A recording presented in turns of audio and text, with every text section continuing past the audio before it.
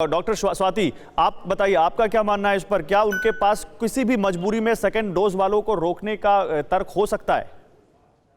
देखिए, थोड़ा-सा अगर स्टडीज़ को देखें, मैं थोड़ा डॉक्टर साहब से थोड़ा-सा मेरा फ़र्क इस वक़्त विचार है कि हाँ। अगर आप कोविशील्ड की स्टडी को देखें तो उन्होंने 12 हफ़्ते की स्टडी भी करी है, जिसमें उन्होंने दिखाया है कि अगर 12 हफ़्ते पे वैक्सीन लेते हैं तो उसका बल्कि रिज़ल्ट अच्छा आ रहा है। तो हुँ। अगर मेरे ख़्याल से लोगों को पैनिक नहीं करना चाहिए। अगर आप 12 हफ़्ते तक भी वैक्सीन ले पा रहे हैं तो वो अच्छा है, लेकिन जैसे डॉक्टर राणा ने बोला कि अभी जो है प्रॉब्लम वो है शॉर्टेज है। और अगर आप देखें तो यूके ने ये स्ट्रैटेजी अपनाई थी कि पहले फर्स्ट डोज़ ज़्यादा से ज़्यादा लोगों को दे दें, और अब स्टडीज़ भी ये कहती हैं कि अगर आप फर्स्ट डोज़ किसी को दे देते हैं तो हुँ। 4 हफ्ते के बाद 60 टू 65% सिम्प्टोमेटिक इन्फेक्शन होने का रिस्क कम हो जाता है। हुँ। तो फर्स्ट डोज़ से ही आपको प्रोटेक्शन मिलना मैं इस शुरू हो। बात को बड़ी अच्छी बात आपने कही है। एक स्टडी जो मैंने भी पढ़ी डॉक्टर राणा, वो कहती है कि बहुत सारे यूरोपियन कंट्रीज में, कुछ कंट्रीज में और इजराइल में फर्स्ट डोज ही ज्यादातर लगाई गई, क्योंकि ये स्टडी में पाया गया कि अगर कोई कोविड से रिकवर हो चुका है तो उसकी बॉडी में जो एंटीबॉडी है वो फर्स्ट डोज लगने के बाद ही इस लेवल तक पहुंचती है कि उसको कोरोना से बचा सकती है।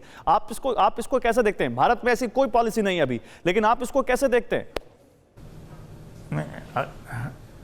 जिनको स्पेसिफिक कोविड हो गया उनको तो फर्स्ट डोज भी ऑलमोस्ट बूस्टर का काम करती है। जैसे डॉक्टर साहब ने भी बताया कि एटलीस्ट हम चाहते हैं कि हर आदमी को कोई ना कोई डोज लग जाए, और दूसरी डोज 3 महीने तक डिले हो जाती है तो कोई प्रॉब्लम नहीं है।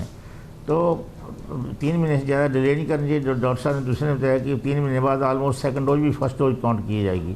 पर आई थिंक ये सारी चीज़ें इसलिए हो रही हैं कि थोड़ी सप्लाई एंड डिमांड में प्रॉब्लम है, तो इसलिए कंप्रोमाइज़ कर रहे हैं, थोड़ी स्ट्रेटजी बदल रहे हैं। तो मैं भी यही सोच सकता हूँ कि उन्होंने अभी स्ट्रेटजी ये होगी 3-4 दिनों के लिए, हफ्ते के लिए, कि पहले हम सबको लगा देते हैं फर्स्ट डोज एटलीस्ट। इस स्पेशली इस बार की जो स्ट्रेन है उसके हमें बड़ा दुख हो रहा है, जब यंग लोग जो हैं वो डेथ हो रही है, जिनको कोमॉर्बिड कंडीशन नहीं है ज़्यादा, और बहुत लोगों को डेथ हो, इसलिए इस ग्रुप को कवर करना बहुत ज़रूरी है। पहले ये ग्रुप इसमें बड़ी माइल्ड डिजीज होती थी, ये दाखिल भी नहीं होते थे। अब इन मरीजों को बहुत दाखिल करना पड़ा और बड़ी सीरियस हैं।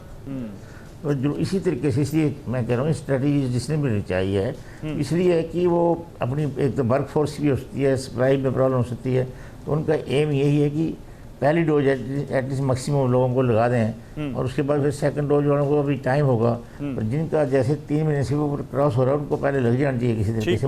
आपकी बात में दम है सर, आपकी बात में दम है कि कम से कम कुछ तो उनको बचाव मिले, कुछ तो उनके अंदर इम्यूनिटी आए। डॉक्टर गुप्ता, एक छोटा सा रिएक्शन, आप कुछ बोलना चाहते हैं? मेरे पास 20 सेकंड है।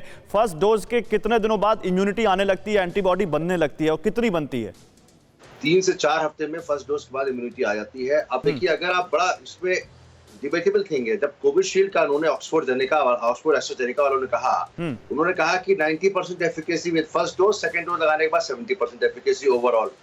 अब these are very difficult and debatable things, but of course ये सबसे इंपॉर्टेंट बात है कि जो इस बार का सेकंड वेव का कोरोना वायरस है, उसमें यंग लोग ज्यादा प्रभावित हो रहे हैं, और सडनली उनको 1 हफ्ते के बाद जब 10वां दिन आता है, suddenly they deteriorate so much कि उनको ऑक्सीजन रिक्वायरमेंट बढ़ जाती है। It is also equally important to give immunization, even first dose, to maximum number of people. अगर उनके पास कमी है, तो I totally agree now that पहले उनको कर दें। सेकंड डोज वाले में अभी थोड़ा बहुत इम्यूनिटी चली रही है। चलिए, तो मतलब आपके हिसाब से अगर ये मुंबई में फैसला लिया गया है तो उसके पीछे एक लंबी सोच है, एक लंबा मंथन है, और उसके बाद ये कोशिश की जा रही है कि ज्यादा से ज्यादा लोगों को पहले फर्स्ट डोज के दायरे में लाया जाए। फिक्र आपकी, सोमवार से शुक्रवार रात 9 बजे सिर्फ TV9 भारतवर्ष पर।